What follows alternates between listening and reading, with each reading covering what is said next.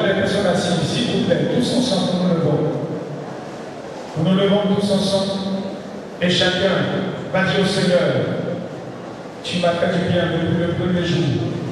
En ce troisième jour, je ne voudrais pas manquer encore tes grâces. Voici mon cœur, voici ma pensée, voici mon état de cœur, voici mon état de corps physique. Je prie que ces instants me soient bénéfiques, que je puisse entrer pleinement dans ce que tu veux pour moi. Est-ce qu'ensemble nous pouvons élever la voix et prier le Seigneur? Nous le faisons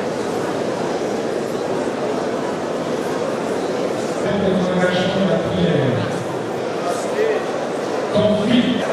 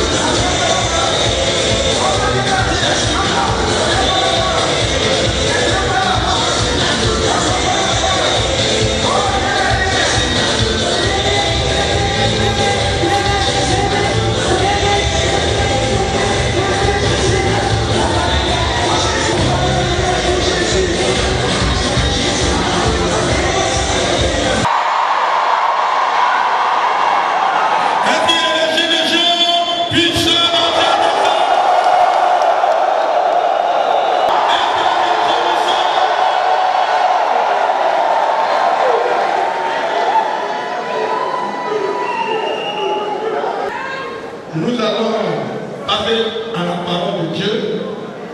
Mais je vais vous demander de vous tenir debout avec vos Bibles en main et nous allons chanter un cantique. Je chante, s'il vous plaît. On dit, louez l'Éternel car il est bon. Louez le Dieu des cieux. Celui seul qui fait des grands prodiges. Celui qui a fait. Celui qui frappa les Égyptiens dans le premier-né.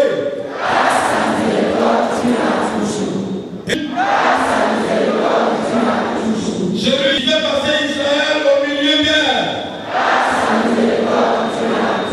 Et précipita Pharaon et son armée dans la mer Rouge. Celui qui conduisit son peuple dans le désert. Celui qui frappa les grands rois. Qui tue et porte au roi des Bazans. Et donnant leur pays en héritage. En les livrant de nos oppresseurs. Celui qui donne la nourriture à toute chair. Louez le Dieu des cieux.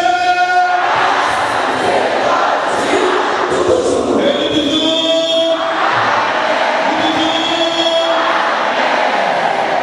nous restons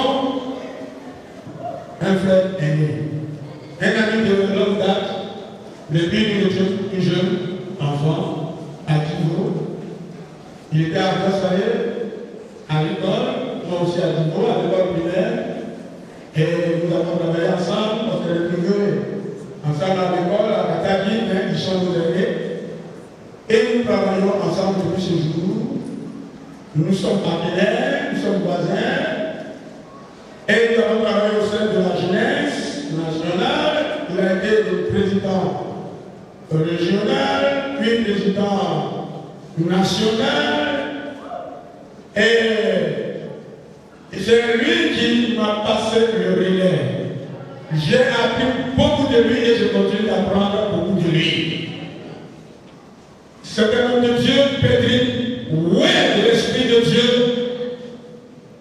Aujourd'hui, il est là. Puisqu'il a dirigé cette jeunesse nationale avec dextérité. Avec lui, la jeunesse a découvert beaucoup de choses. C'est un honneur, un plaisir, et pour moi et pour vous, de recevoir ici le docteur Dominique Pamela, s'il vous plaît. Pasteur président de l'Église de Dieu de Koumachi, dans le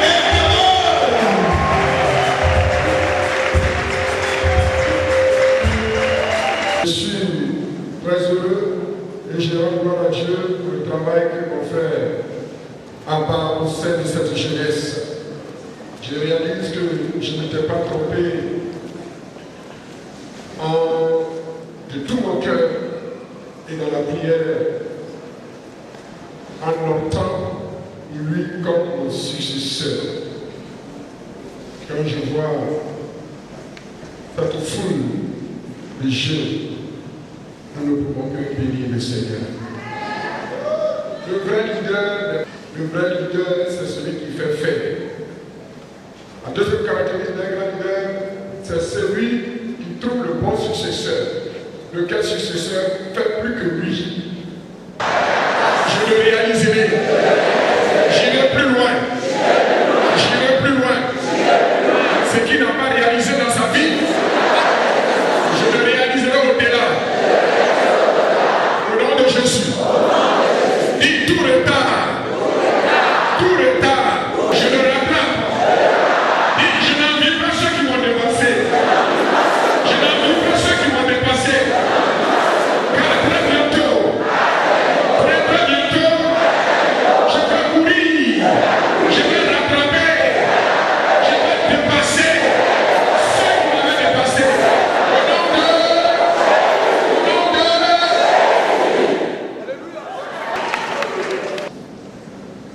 Que Dieu le bénisse, lui et son équipe, ainsi que sa très chère Dulcinée, sa tâche.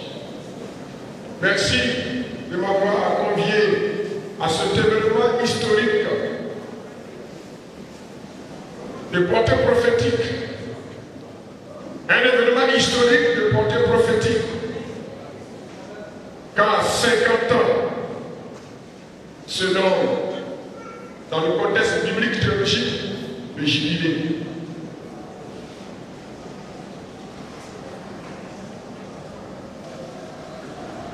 Et le suivant, Christ en vous, l'espérance de la gloire d'une destinée, où je le formule de la manière suivante, Christ en vous, l'espérance de la destinée prophétique de gloire. En d'autres termes, Christ en vous, l'espérance d'une destinée prophétique glorieuse. Après quelques questions, nous allons prier et je vais aborder le dernier sous-thème qui m'a été demandé de traiter avec vous. Il est en rapport avec le combat spirituel. Et là, je me sentirai plus à l'aise. Parce que jeunes gens, vous êtes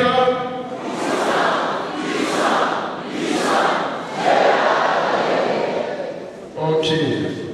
Que Dieu vous bénisse. Le verset principal est le suivant. J'aimerais le lire avec vous avant de circonscrire mon texte dans son contexte pour ne pas en faire des prétextes pour dire ce que je voudrais dire. J'aime beaucoup l'exégèse parce que dans l'exégèse, c'est la Bible qui te parle.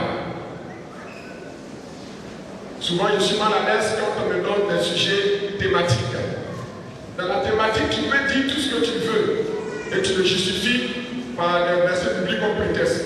Mais dans l'exégèse, tu n'as pas droit au prétexte. C'est pour ça que j'aime l'exégèse. Je vais exceller et faire un peu l'exégèse de ce passage et faire des applications spirituelles pour notre bien-être. Colossiens, chapitre 1.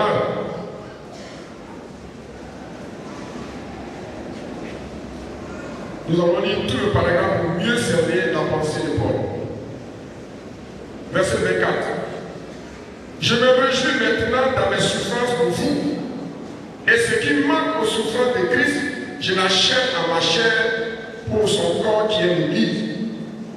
C'est d'elle que j'ai été fait ministre selon la charge que Dieu m'a donnée auprès de vous, afin que j'annonçasse pleinement la parole de Dieu, le mystère caché de tout temps et dans tous les âges, mais révélé maintenant à ses saints, à qui Dieu a voulu faire connaître quelle est la glorieuse richesse de ce mystère parmi les païens, savoir Christ en vous, l'espérance de la gloire.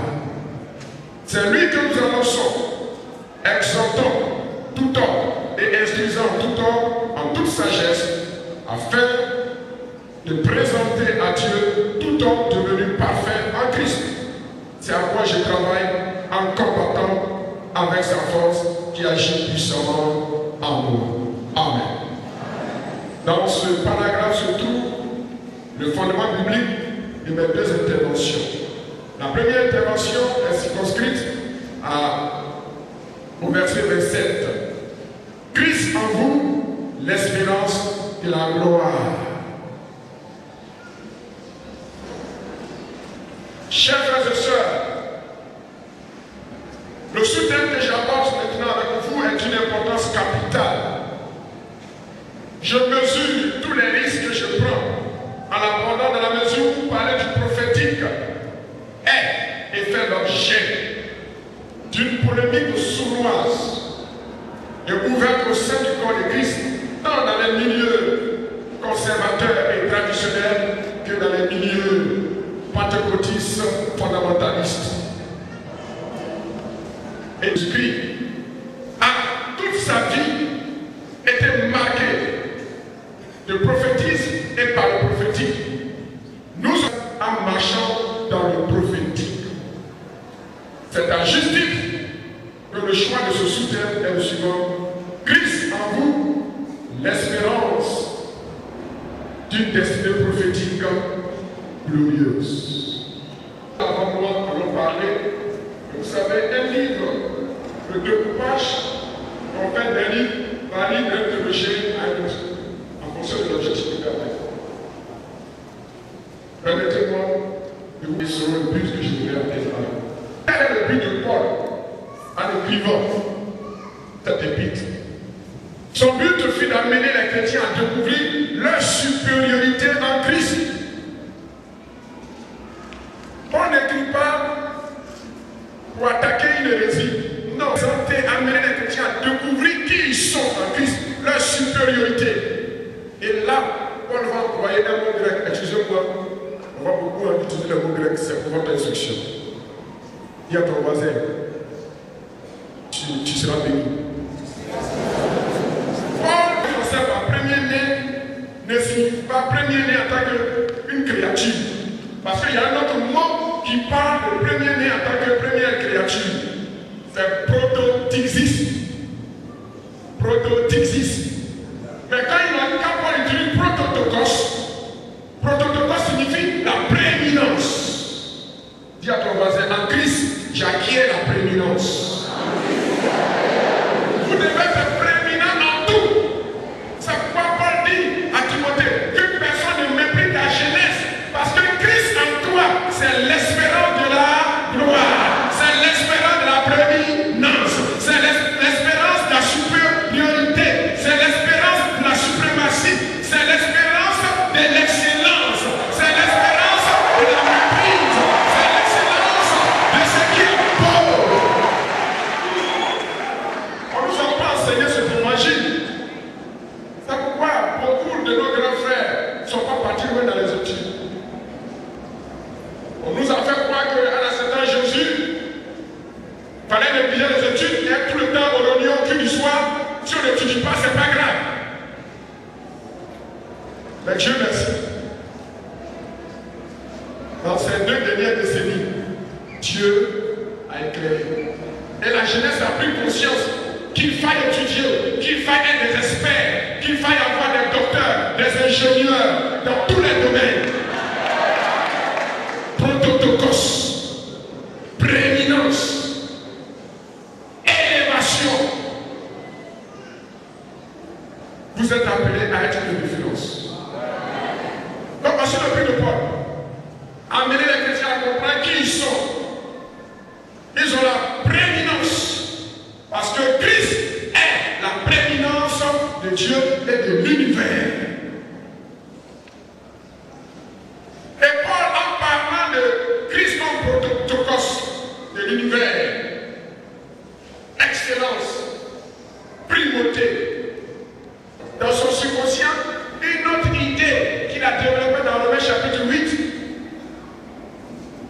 Romains chapitre 8. Où il dit que, à partir du verset 28 jusqu'au verset 39, nous sommes plus que vainqueurs. Plus que vainqueurs. Donc quand le chrétien comprend qu'il est fait à l'image de Christ, le prototokos, le prééminent, il comprend aussi qu'il est plus que vainqueur dans toute forme d'adversité. Et Paul va utiliser un autre terme grec très long. Hyper-Nicomène. Hyper, c'est qui a donné hyper-marché, grand. Nico, qui vient de Nikaos, il veut dire vaincre. Hyper-Nicomène pour dire nous sommes plus que vainqueurs. Nous ne sommes pas vainqueurs, mais nous sommes plus que vainqueurs. Et quand vous êtes animé de ces 2 concepts, prototokos et hyper-Nicomène, rien ne peut t'arrêter sur ta destinée. Est-ce que je parle à quelqu'un ce matin? Rien ne peut t'arrêter sur ta destinée.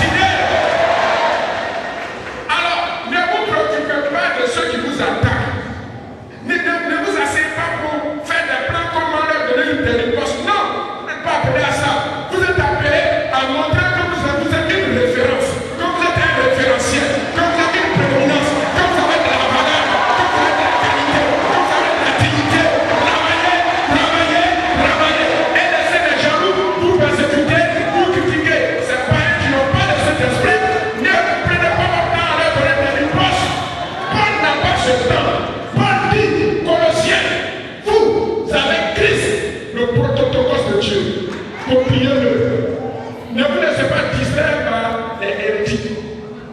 Vous comprenez? Il n'a pas le temps de parler de Satan. Il n'a pas le temps de parler des hérétiques, des gnostiques, des mystiques. Il élève Christ. Vous êtes venu ici pour apprendre à élever Christ dans votre vie. Quels sont les objectifs de Paul par rapport à son but? J'ai énuméré 3 objectifs. Un objectif est un but mesurable. Un objectif, ce sont les étapes qui vous conduisent au but. Pour exceller, il faut avoir un but. Mais pour arriver au but, il faut avoir des objectifs. Le premier objectif de Paul, c'est d'amener les chrétiens à connaître sur le plan doctrinal que Christ est Dieu et qu'il est la prééminence, la suprématie de tout. Deuxième objectif, amener les chrétiens à la maturité sur le plan spirituel. On a dit qu'ils ont une vie profonde, plus profonde en Christ que les hérétiques. Ceux qui disent qu'ils connaissent, ceux qui pensent connaître, ceux qui pensent qu'il faille ajouter d'autres pratiques pour être encore plus spirituel. Paul dit aux Colossiens, quand vous avez Christ, votre vie, elle est plus profonde. Elle est très enracinée en Dieu. Vous n'avez pas besoin d'ajouter d'autres éléments superflus à votre foi. Christ seul vous suffit.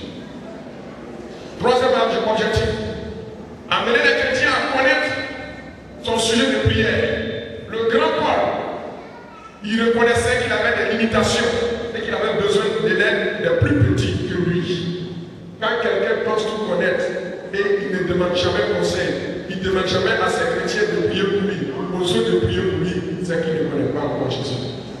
Quand on connaît Jésus, on réalise ses limites. Et on dit, chrétien, frère, priez pour moi. Voilà les 3 objectifs de Paul. Quelle était cette fameuse hérésie? Il dit que personne ne vous trompe ou ne vous séduise par les discours philosophiques. Théologiquement et de façon honnête, il est difficile d'identifier avec précision cette théologie-là. Tout ce que nous, les théologiens, nous disons, ce sont des spéculations. Dans l'histoire, de façon théologique, aucun courant théologique n'a pu identifier cette hérésie. Mais ce sont des suggestions. Et je vais vous en faire aussi, sans être dogmatique. Quand vous lisez l'épître de Paul aux Colossiens, vous voyez que le ton de Paul dans Colossiens est différent du ton de Paul dans Galates. Dans l'épître galatique, on voit Paul qui est intransigeant, dur. Il attaque l'hérésie de face parce qu'elle s'était installée dans l'église. Mais dans Colossiens, on ne voit pas de menaces. Paul, il instruit le peuple et il ignore cette hérésie. Après ce séquentenaire, lisez votre Bible, vous allez voir que le ton de Paul dans Galates est différent du ton de Paul dans Colossiens. Vous comprenez? Donc, s'il est difficile théologiquement et historiquement d'identifier avec précision et exactitude la nature de l'hérésie en question, néanmoins quelques indices apparaissent. Certains avancent des théories suivantes. 1. Le pré-gnosticisme. C'est-à-dire, c'est un courant de pensée théologique hérétique qui a engendré le gnosticisme. Donc avant que le gnosticisme n'arrive, il y avait un courant qui commençait à influencer faiblement l'Église des chrétiens. Deuxième proposition, le gnosticisme judéo-chrétien. Le gnosticisme, c'est une hérésie qui s'appuie qui fait le culte de la connaissance. C'est par la connaissance qu'on transcende et on touche le divin. Donc il faut connaître.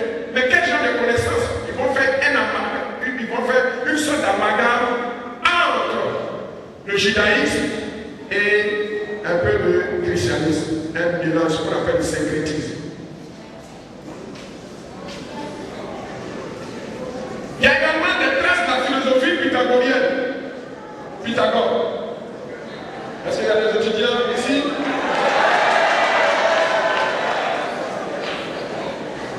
Je ne développe pas, je ne fais qu'effleurer.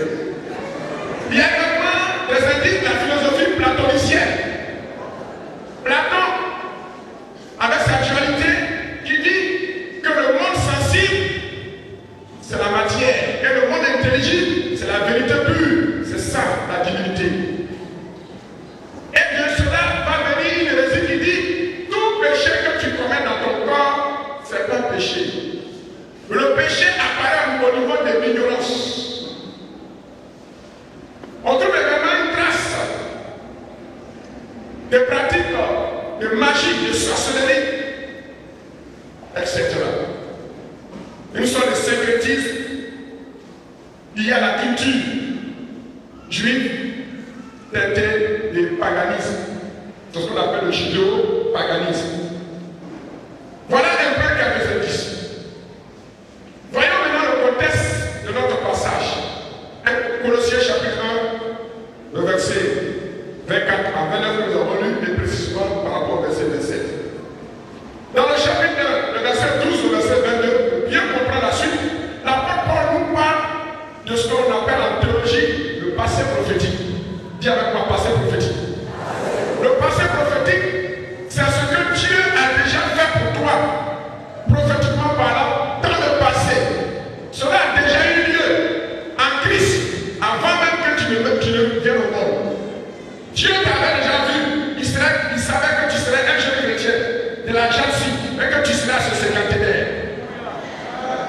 Et il t'a mis à part, il t'a délivré des puissants des ténèbres, il t'a appelé, il t'a choisi, il t'a justifié, il t'a mis à part, il t'a sanctifié. Chapitre 5, verset 23 à 24. Celui qui vous a appelé, jeune gens, jeune fille, celui qui vous a appelé, il est fidèle pour accomplir en vous cette perfection. On appelle le passé prophétique. Donc Paul en parle à partir du verset 12 jusqu'au verset 22. Du verset, on est inébranlable dans la foi, sans vous détourner de l'espérance de l'évangile que vous avez entendu, qui a été prêché à toute créature sous le ciel et dont moi j'ai été fait ministre. L'apôtre Paul parle ici de ce qu'on appelle le présent prophétique.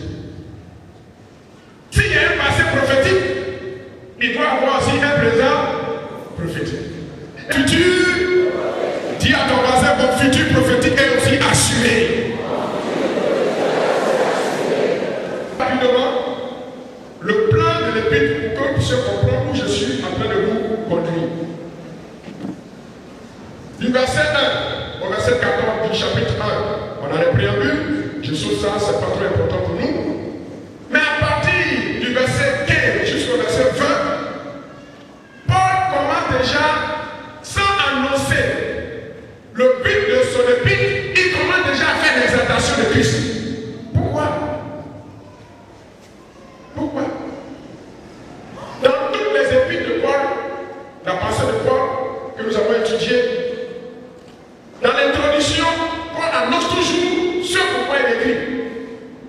Il a dit, je t'ai laissé à Crète pour que tu fasses ceci, pour que tu reprennes. Mais ici, dans Colossiens, Paul ne nous dit pas, j'ai écrit cette épître pour attaquer l'hérésie, pour vous dire, attention, il y a danger. Non.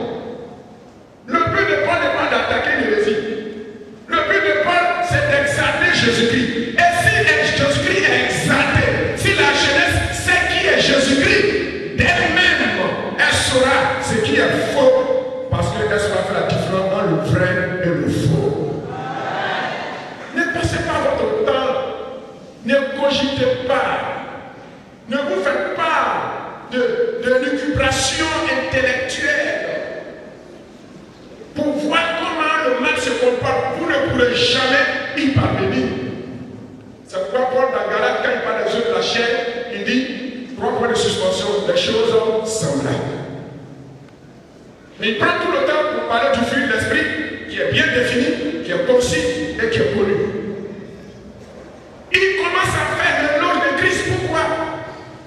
Pour que la destinée prophétique soit une destinée prophétique glorieuse, c'est de chercher à connaître qui est Christ, qui il est. Et comme Jean le dit, tel il est, tel nous sommes. Mais ça c'est un aspect, c'est pas toute la vérité. L'autre vérité dit, tel il est, tel nous serons. Donc il y a le déjà. Le déjà, ce qu'on appelle en droit, dans le lexique, dans le langage juridique. Donc, il y a le processus.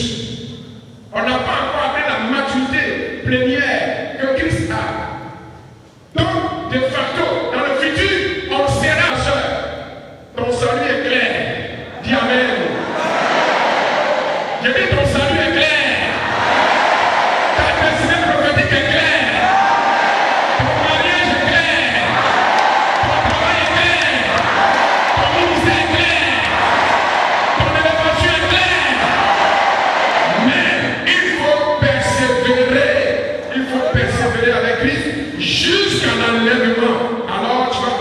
de jurer à deux facto.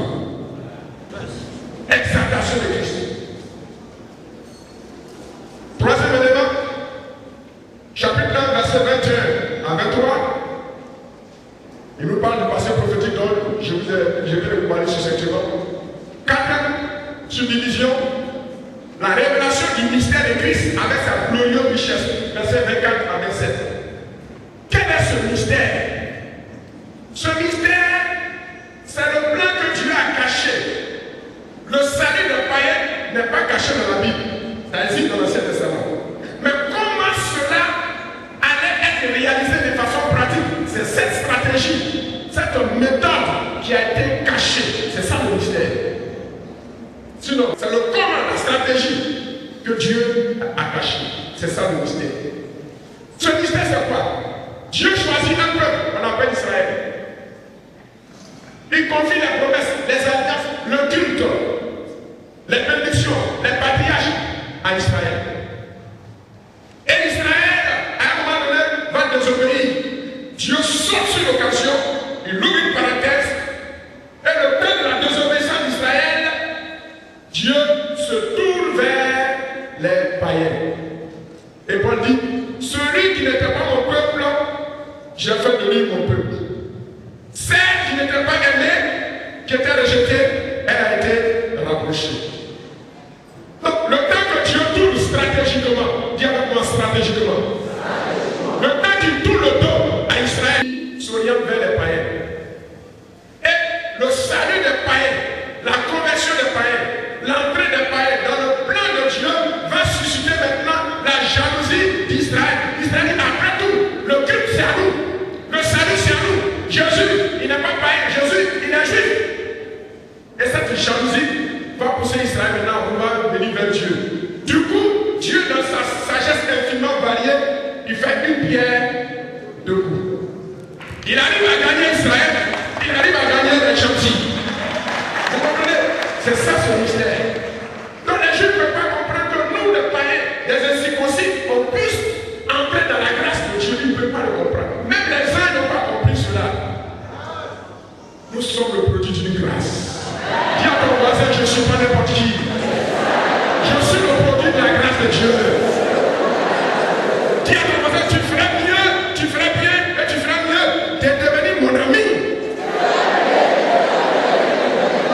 Christ en moi, l'espérance de la gloire.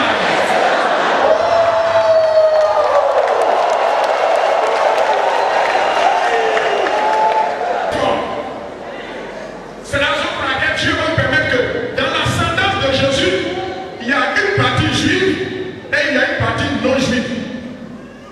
Donc quand les gens disent que Jésus est juif à 100%, théologiquement, je ne suis pas d'accord avec eux. Nous les païens, nous les Africains, on a notre sang dans le sang de Jésus.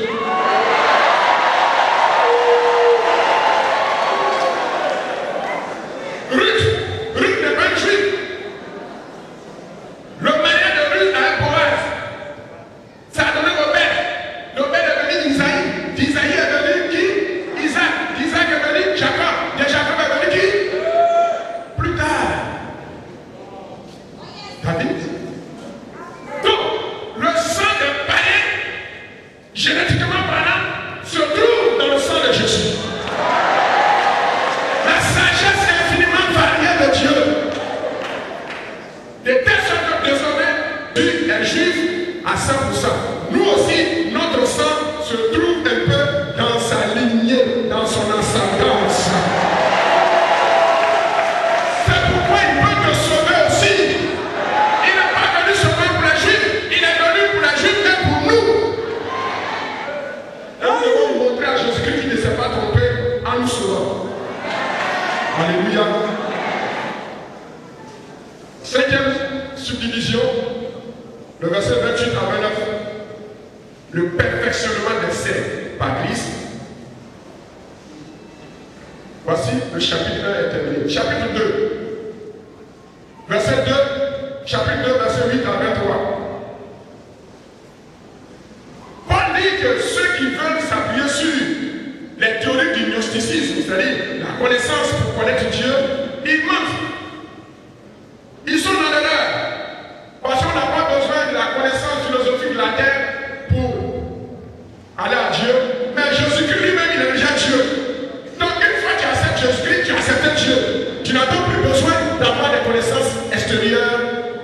d'origine païenne. Deuxième élément, le légalisme. Chapitre 2, verset 11 à 17. Il dit le légalisme, le légalisme c'est la théorie de la loi juive, la loi mosaïque. Il dit, le légalisme était une ombre. C'était des signes précurseurs. Mais ce n'est pas la vérité. La réalité se trouve à qui? La réalité se trouve en Christ. Entre l'ombre de l'individu et la personne elle-même, qui vous choisissez? Choisis l'ombre. Entre la photo de ta fiancée et ta fiancée elle-même, tu choisis qui? Entre la photo de ton fiancé et ton fiancé lui-même, tu choisis qui? Alors, ceux qui veulent vivre la vie chrétienne en s'appuyant sur les rudiments de la loi, c'est qu'ils n'ont encore rien compris. C'est ce que Paul a de leur dire. Est-ce que le peuple est là? Verset 18 à 19. Le mysticisme, ceux qui veulent s'appuyer sur les théories des mystères, ils mentent. La magie, ils mentent. Parce que Christ est souverain. Quatrième subdivision, l'ascétisme ment. L'ascétisme, c'est cette théorie qui dit il faut traiter durement ton corps, il faut le mortifier, il faut le mortifier. C'est en le mortifiant que tu vas plaire à Dieu. Il ment. Je crois au jeu de prière. Actuellement, nous sommes à un moment de jeu de prière, 40 jours dans notre église. Mais, ce n'est pas le jeu de prière qui nous sauve. C'est la foi qui nous sauve. Le jeu de prière n'est qu'un conditionnement pour que ta foi soit plus expressive. Alors les gens ont voulu insérer dans l'église le judaïsme, le légalisme. Il faut forcément être circoncis. Il faut adorer les lunes. Il faut faire ceci, cela. Ce qui est écrit dans l'Ancien Testament, si tu veux l'appliquer pour ta propriété, tu es libre, ce n'est pas un péché. Mais ne m'impose pas toi ces principes de l'Ancien Testament. Est-ce que vous comprenez? Si toi tu veux être végétarien, en tant qu'un régime diététique, c'est pas mauvais. Fais-en ton principe. Mais ne me dis pas, si je ne suis pas végétarien comme toi, je ne suis pas spirituel. Là tu as menti. Pas dit, celui qui mange, c'est pour Dieu qui mange. Celui qui ne mange pas, c'est pour Dieu qui ne mange pas. Dis à ton voisin, ne me condamne pas. Parce que toi tu ne me portes pas. Est-ce que je parle à quelqu'un ce matin?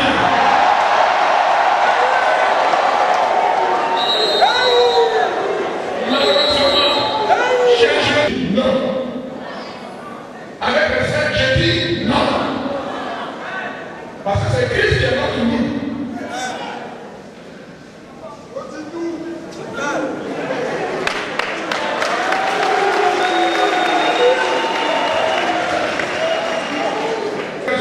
Le temps pour décortiquer toutes ces choses nous fait défaut.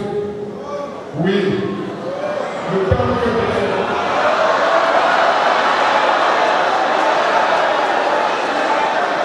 Je vous promets, de façon spéciale, je vais faire une brochure pour vous, mais à la clôture.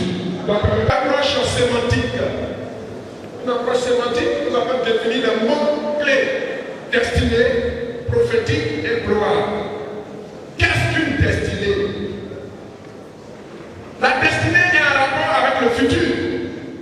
C'est tout ce qui concerne le plan secret de Dieu pour ma vie. Dans sa triple dimension, le passé, le présent et le futur. Cette destinée repose sur les décrets éternels et permissifs que Dieu a arrêtés pour ma vie.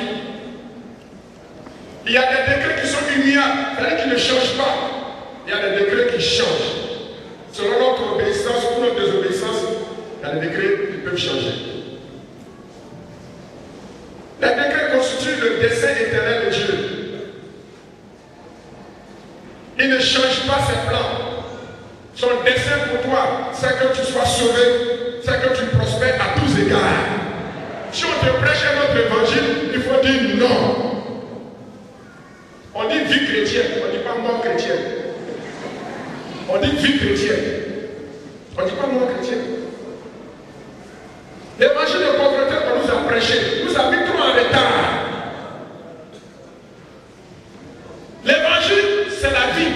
L'évangile, c'est la bonne nouvelle. L'évangile, c'est la prospérité. L'évangile, c'est la guérison. L'évangile, c'est la sainteté. L'évangile, c'est l'élévation. L'évangile, c'est la croissance. L'évangile, c'est l'épanouissement. L'évangile, c'est la victoire sur les démons. L'évangile, c'est la victoire sur les sorciers. L'évangile, c'est la victoire dans le combat spirituel. C'est ça qu'on appelle l'évangile. Dieu a un dessein merveilleux pour vous et moi. Et j'ai mal au cœur quand je vois aujourd'hui des chrétiens qui se complaisent dans une médiocrité notoire, une médiocrité encyclopédique.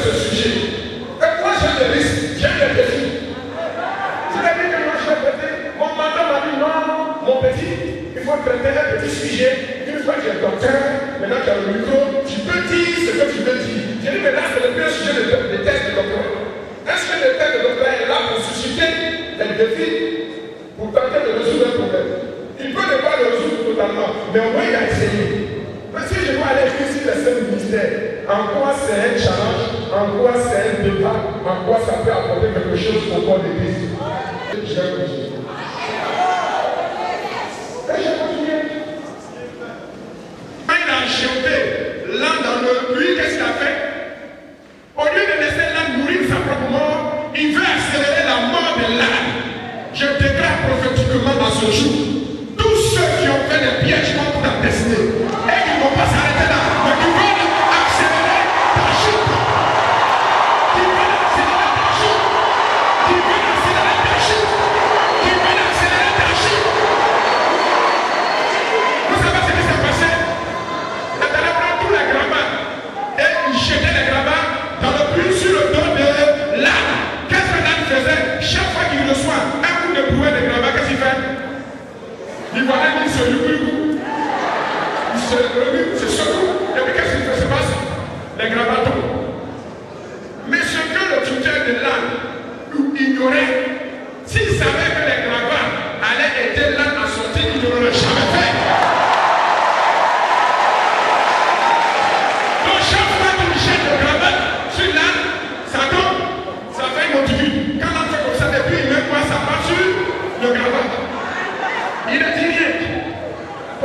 victoire trop vite, comme les jeux.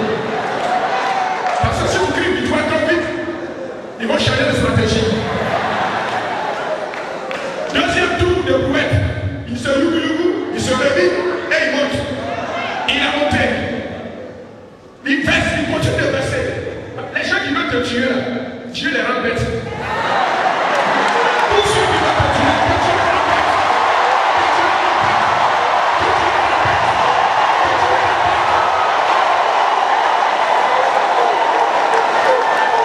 Partez comme ça. C'est pour moi. Maintenant, dis Seigneur, quand la piège se transforme en, comment on appelle, en savon, quand un complot contre moi, quand tout le arbre se transforme en marche de je me lève, je marche, pour la gloire.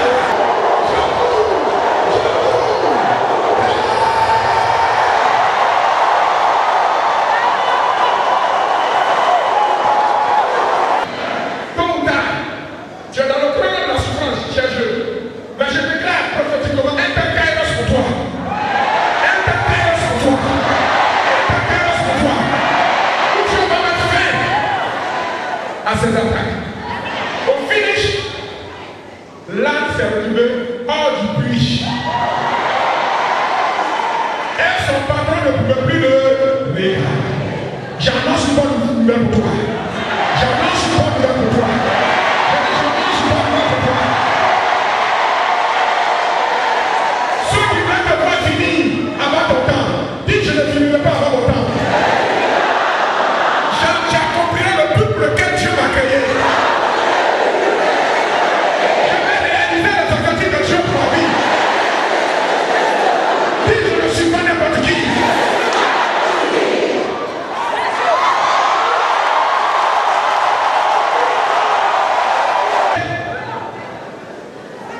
Personne ne peut détruire la destinée d'un enfant de Dieu.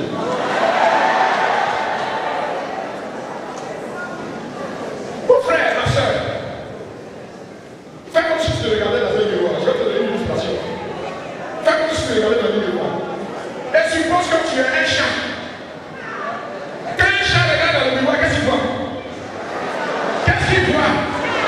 C'est ça votre erreur. Tu es le chat. Mais quand tu regardes dans le miroir de la parole de Dieu, tu ne vois pas un chat, tu vois un lion. Le lion de la parole de Dieu.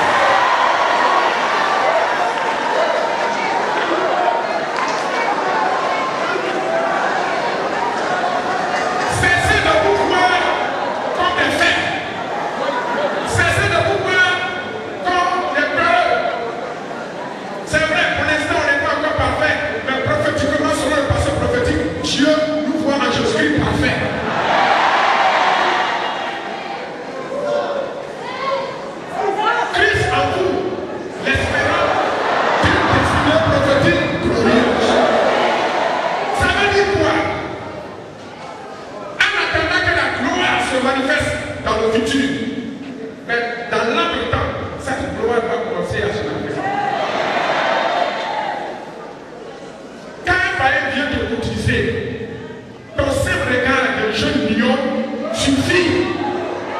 Oui, qu'est-ce que vous voulez dire? Non, non, les paroles doivent se mélanger dans ça. Parce que tu sais que tu es un jeune lion. Je vais vous enseigner un principe qui va beaucoup vous aider. À partir de ce principe-là, je ne sais pas que tout le monde va être guéri, mais plus de la moitié, plus de la majorité des malades ici vont être guéris avant de retrouver. Vous comprenez ce principe? Vous le voulez? Vous êtes prêts? Du homme de Dieu, enseigne-nous.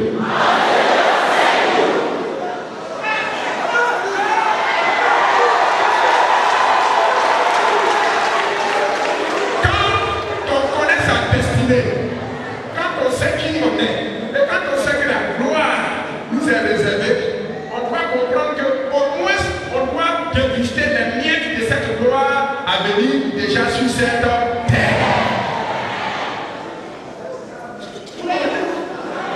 Dites-moi, est-ce que Jésus une fois a été malade? Est-ce que vous avez bien lu votre Bible? Est-ce que vous voyez un seul verset dans l'évangile que Jésus avait mal à la tête? Est-ce que vous êtes d'accord avec moi que Jésus a pris 90% de nos maladies à la croix? Est-ce qu'il a pris 90% ou bien 100%? Il a pris 100%. Vous êtes sûr? Ok.